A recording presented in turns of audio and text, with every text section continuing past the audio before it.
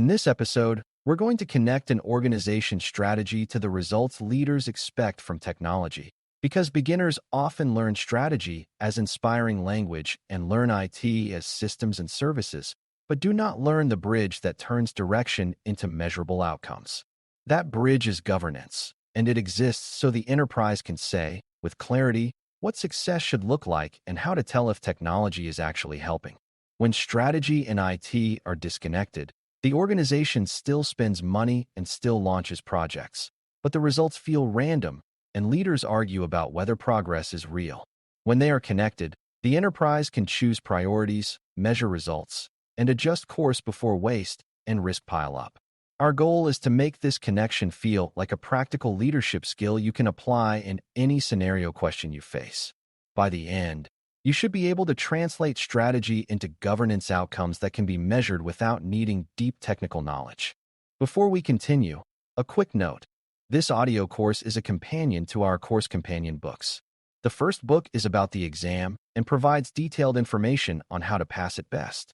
The second book is a Kindle-only ebook that contains 1,000 flashcards that can be used on your mobile device or Kindle. Check them both out at cyber.author.me in the Bare Metal Study Guide series. Start with what enterprise strategy really is, because it is more than a mission statement or a set of slogans. Strategy is a set of choices about where the organization will compete, how it will win, what it will prioritize, and what it will deliberately not prioritize. Those choices could focus on growth, efficiency, customer experience, innovation, risk reduction, or stability, and real strategies usually blend several of these with clear trade-offs.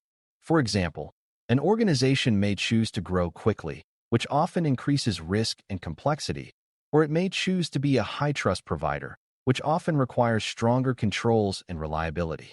Strategy also includes constraints, such as budget limits, regulatory obligations, and market pressures that shape what is realistic. When you hear strategy in a governance context, you should think about it as a steering mechanism. It tells leaders which outcomes matter most and what acceptable trade-offs look like. That is important because IT governance is not only about doing things correctly, but about doing the right things for the organization's chosen direction. Now define what a governance outcome is, because many people confuse outcomes with activities. An activity is something you do, like deploying a system, training staff, or creating a policy. An outcome is the change in the world you wanted, like reduced customer wait time, faster product launches, fewer major outages, lower fraud loss, or improved compliance performance. Governance outcomes are the outcomes the enterprise expects from its IT decisions and controls, and they exist so leaders can evaluate whether governance is effective. If governance is working, decisions become more consistent, priorities align with strategy, risk is managed deliberately, and benefits from investments are realized rather than assumed. If governance is weak, outcomes are unpredictable, risk acceptance is accidental, and technology becomes a source of surprise costs and conflicts. A key exam habit is to listen for whether a scenario is describing activity without outcomes, because that often signals the governance gap. When the question asks what leaders should do, the best answer frequently involves defining or monitoring outcomes, not just doing more work. To connect strategy to outcomes, you need a translation step, and that step is often called alignment in everyday language. Alignment means that the enterprise strategy is not just written down, but converted into priorities, decision rules, and measurable targets that guide how IT investments are selected and how performance is evaluated. For beginners, it helps to treat alignment like a chain. Strategy leads to objectives, objectives lead to measures, and measures lead to decisions. An objective is a clear statement of what the organization is trying to achieve, such as improve customer retention, reduce operational cost, or increase regulatory confidence. A measure is how you will know the objective is being achieved, such as reduced churn rate, lower cost per transaction, or fewer compliance findings. Decisions are the actions leaders take, like funding certain initiatives, delaying others, standardizing platforms, or strengthening oversight. Governance is the mechanism that keeps this chain intact over time, even when there is staff turnover, pressure for shortcuts, or competing demands. If you can describe this chain, you can answer many questions that ask how to ensure IT supports strategy. A practical way to do this translation is to start with a strategy statement and ask what must be true for that strategy to succeed, then identify outcomes that show those truths are happening.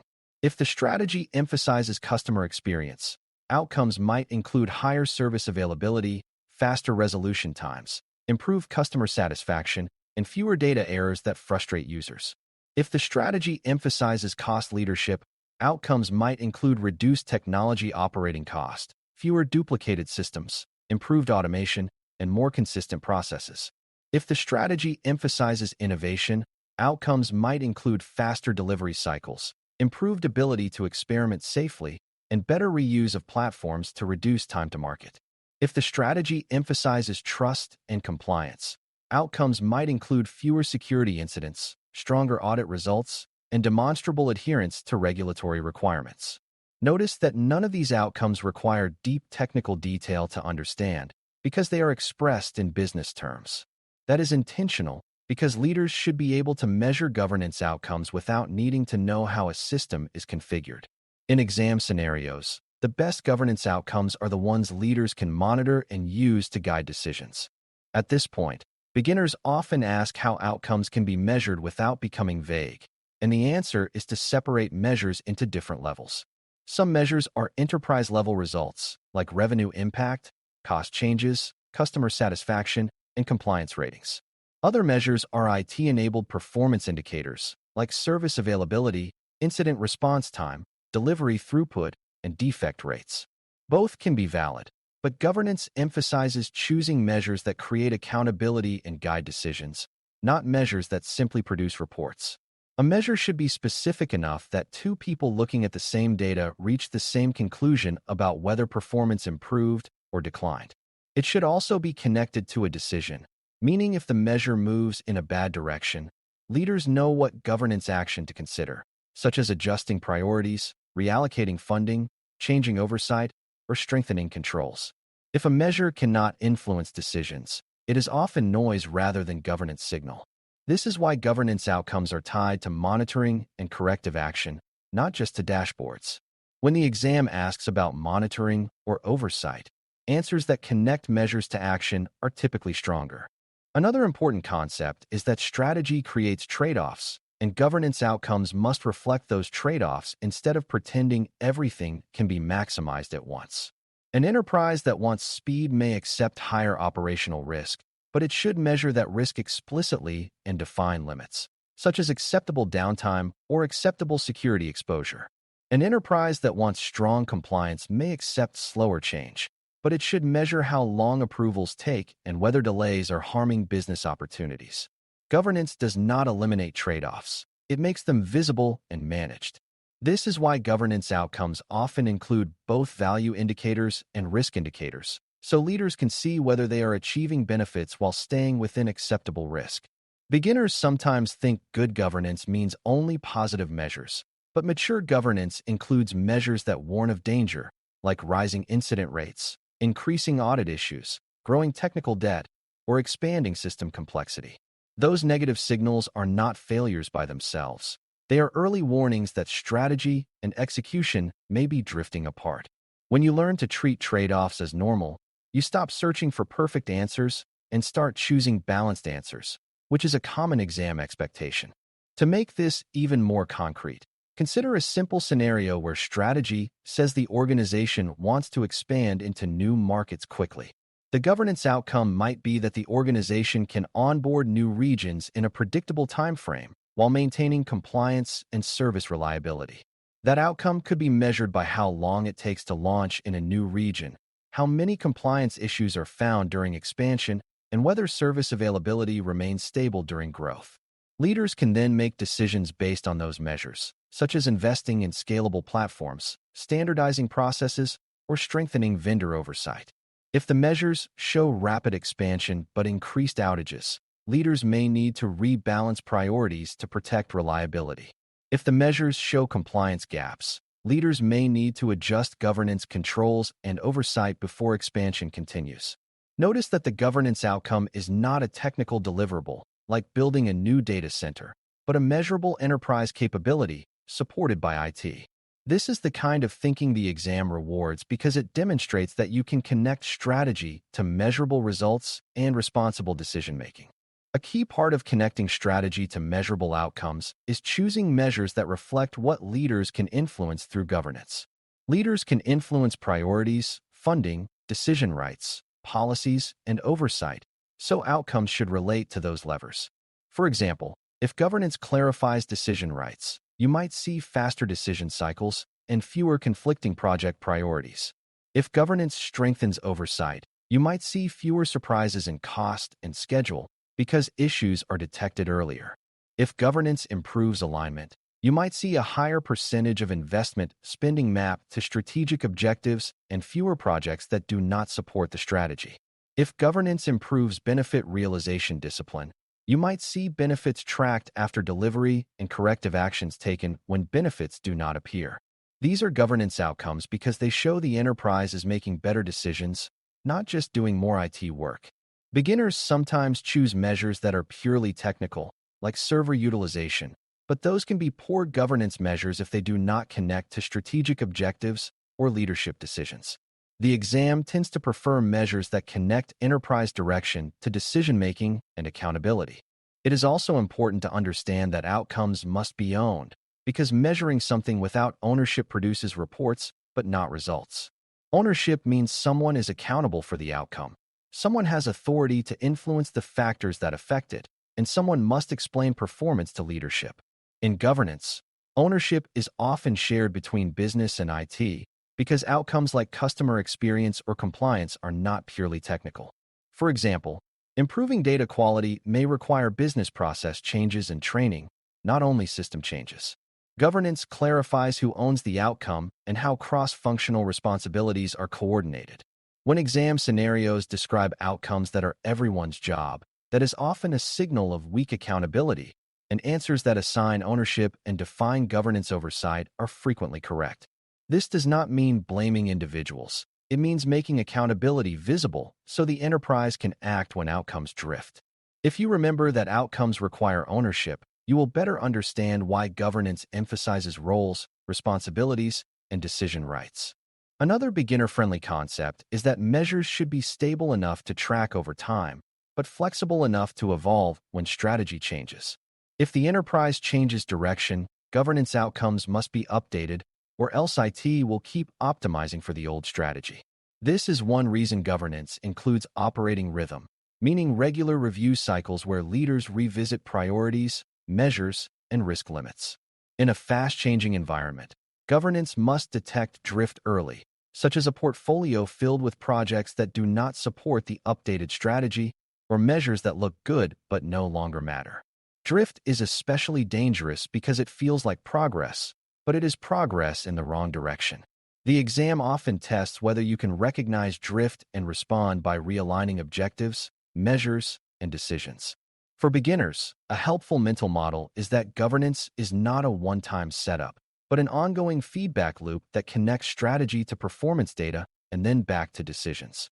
When that loop works, the organization stays on mission even as conditions change. Common misconceptions can cause learners to miss the strategy-to-outcome connection. One misconception is that strategy is too vague to measure, so the best you can do is track technical performance. In reality, even broad strategies can be translated into measurable outcomes by asking what must improve for the strategy to be real. Another misconception is that outcomes are only financial, but many strategic outcomes are operational or risk-based, like reliability, resilience, compliance confidence, and speed of delivery. A third misconception is that measuring outcomes is the same as proving success, but governance measurement is often about finding gaps early so leaders can adjust. Good governance does not wait for failure. It monitors weak signals and corrects course. Finally, beginners sometimes think that if IT delivers projects on time, governance must be good, but projects can be delivered efficiently while still being misaligned or creating long-term risk. The exam tends to challenge that shallow view by presenting scenarios where delivery performance is fine but strategic value is unclear. When you avoid these misconceptions, you can choose answers that show deeper governance understanding. To bring everything together, imagine you are a leader listening to a strategy discussion and then deciding what you want to see from IT in the next year. You would want outcomes that reflect the strategy, measures you can review regularly, and clear accountability for those outcomes.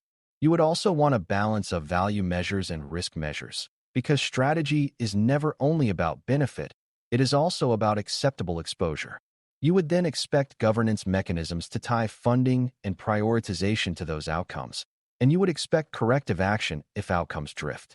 That is the practical meaning of connecting strategy to measurable governance outcomes. It is not a separate task from governance. It is the purpose of governance, because without this connection, IT becomes a collection of activities rather than a strategic capability. When you answer exam questions, you can use this thinking to select options that establish measurable outcomes, assign ownership, and create monitoring that supports decisions. To close, connecting enterprise strategy to IT governance outcomes means translating direction into a set of measurable results leaders can use to guide and judge technology decisions. Strategy sets priorities and trade-offs. Governance turns those priorities into objectives, measures, and accountability, and outcomes provide evidence that IT is delivering value within acceptable risk. The most useful outcomes are expressed in business language, tied to decision-making, and supported by a regular oversight rhythm that detects drift early. When you learn to think in terms of outcomes rather than activities, you become better at recognizing governance gaps in scenarios and choosing answers that strengthen alignment and accountability. As you move into later topics about frameworks and decision structures, keep this connection in mind, because every governance mechanism ultimately exists to improve measurable outcomes that matter to the enterprise.